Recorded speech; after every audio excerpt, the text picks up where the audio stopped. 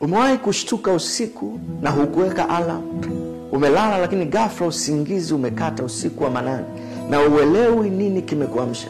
Nisikilize vizuri, usirudi kulala.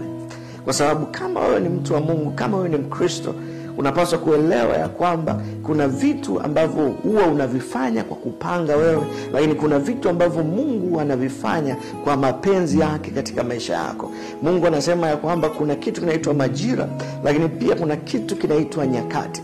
Majira ni mambo ambayo yanajirudia kila baada ya muda fulani. Kwa mfano, tuna majira ya joto, tuna majira ya masika, tuna majira ya baridi, tuna majira miezi 12 katika mwaka.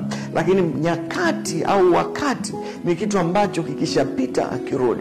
Sasa Biblia inasema ya kwamba kuna wakati kwa kila kusudi. Mungu anapotaka kufanya jambo katika maisha yako, huwa analeta namna fulani, anaingia katika wakati wako wa maisha yako.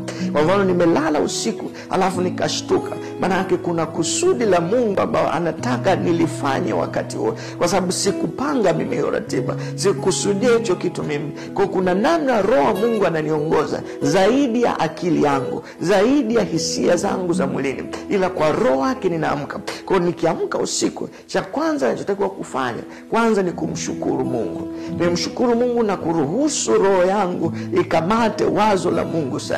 Na nisikize, wakati unavyofanya hivyo, unaweza kukuta ghafla unaanza kuimba, unaweza kukuta ghafla unaanza kuomba. Na usijizuie, usiseme kwa nini nimeamka usiku? Mbona kuna watu wote wamelala na mimi ninafanya nini peke yangu? Sikiza, Mungu anakusudi na utakapotembea na hiyo namna, utakaporuhusu hiyo namna iende peke yako, utaanza kukutana na Mungu katika namna isiyo kawaida. Watu wote ambao Mungu alijidhihirisha kwao, cha kwanza walikuwa peke yao. Wakati wengine wanaendelea na maisha yao ya kawaida, wao waliset time bila kwa kujua au kutokujua, walijikuta wako katika mazingira yao peke yao, na ndipo ambapo Mungu alianza kujifunua. Kwa wakati wote unashtuka usiku, umelala lakini hukupanga kuamka, au unakuta kwa muda fulani, vipindi fulani, kila mara unashtuka wakati fulani, unashtuka saa 8 usiku, unashtuka saa 9 usiku, ujue kuna kitu Mungu anataka kufanya. Na mtu mwenye hekima huwa anafumbua ni nini lililokusudi la Mungu kwa wakati huo,